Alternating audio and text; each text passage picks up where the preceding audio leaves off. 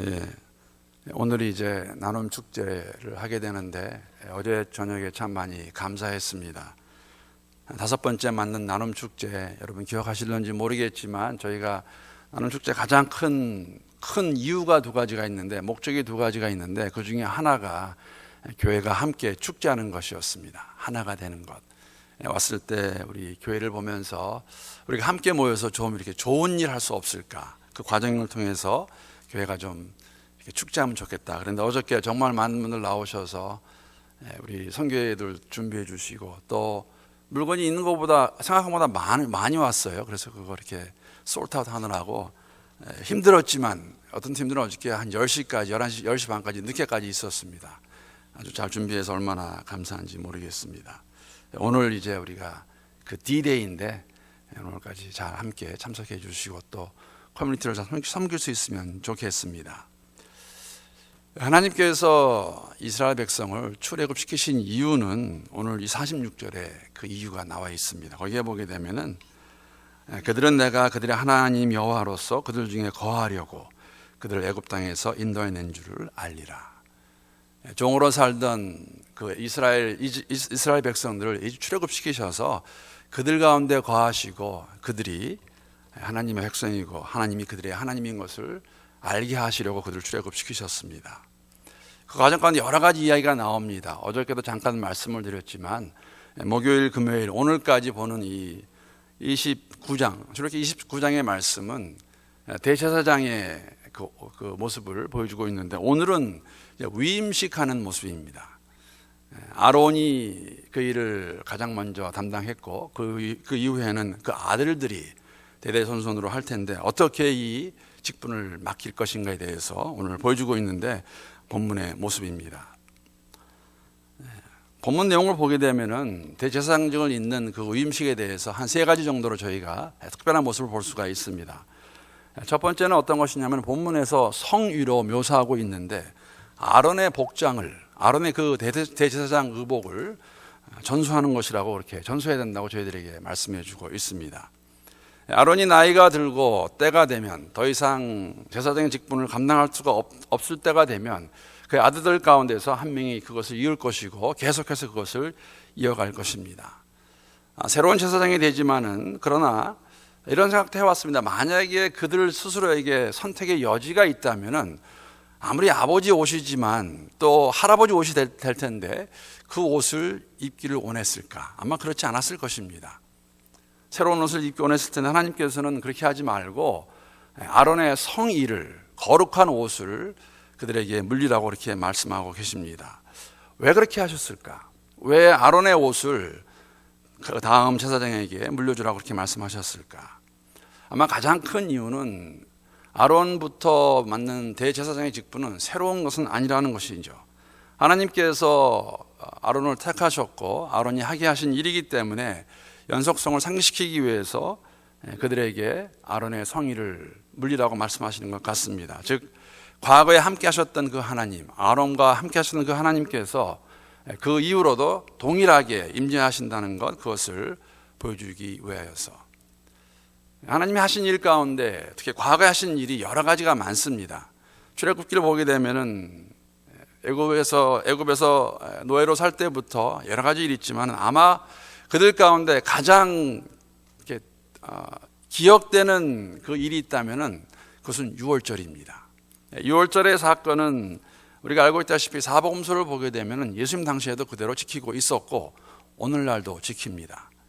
유월절을 통하여 이스라엘 백성들이 출애굽하게 되고, 출애굽한 그 백성들 자유인으로 하나님 백성으로 살아가는 동안에 하나님 백성이지만 그들이 죄를 지을 것입니다. 죄를 짓게 됐을 때 그 죄의 용서함 받기 위해서 하는 것이 뭐였냐면은 성막에 제물을 가지고 와서 하나님께 제사를 드리는 것인데, 그 제사를 담당하고 있는 자들이 제사장들입니다. 그들에게 하나님 하시는 말씀은 뭐냐면은 내가 너희와 함께 한다는 것, 이 일은 내가 시킨 일이라는 것, 그것을 그들에게 상기시키기 위해서 아론이 입었던 그 성의를, 그 옷을 아들들에게 물려주라고 그렇게 말씀하고 있습니다.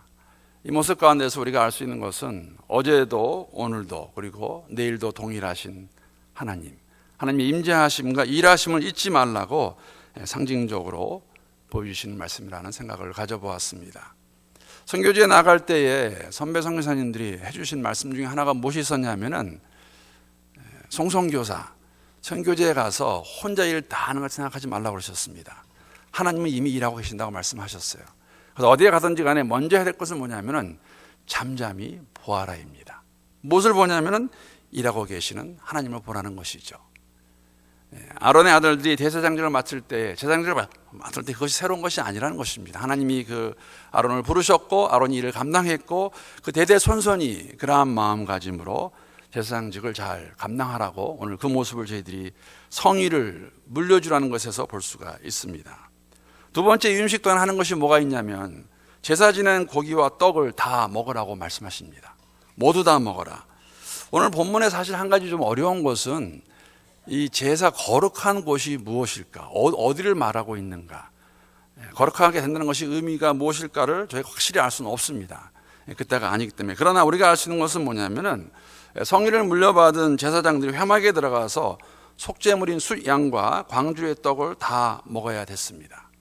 33절 말씀 보게 되면은 왜냐하면 그렇게 해야 거룩해야 된다고 말씀하셨기 때문에 저희가 알 수 있는데 33절 말씀 제가 다시 한번 읽어보겠습니다.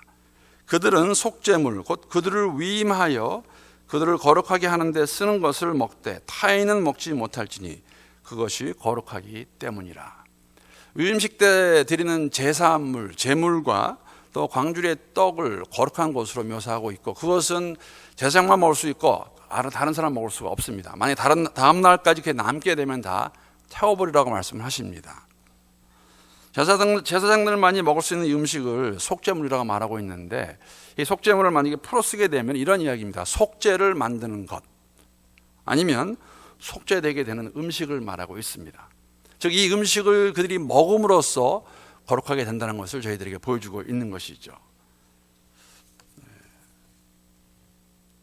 의미는 위임되어 맡는 직분, 제사장의 직분입니다. 그 일이 거룩한 일이라는 것이죠. 거룩한 일이죠. 왜냐하면 하나님 앞에서 제사를 드림으로 백성들에게 죄사함 받다면 선포하는 일이기 때문에 그 일을 감당하는 자들이 거룩해야지 거룩한 일을 감당할 수 있지 않겠습니까? 그래서 그 방법 중에 하나를 하나님께서 음식, 제사에 지내진 그 제물을 그들만 먹으라고 말씀하시고 있습니다.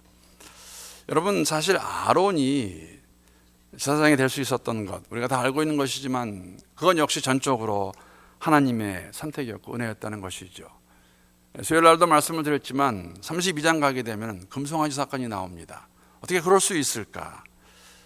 하나님이 거룩하다 하신 것을 먹음으로 거룩하게 되는 아론과 그의 아들들과 앞으로 그 직분을 맡을 제사장들, 하나님이 거룩하다 했기 때문에 거룩한 것이죠. 그 모습을 저희들이 오늘 그 제사의 제물을 다 먹으라고 말씀하신 걸 통해서 우리가 볼 수가 있습니다. 하나님께서는 그 의복, 성의와 음식을 통해서 아론과 그의 대를 이을 모든 제사장들에게 거룩함에 대해서 가르쳐주고 있는 것 같습니다.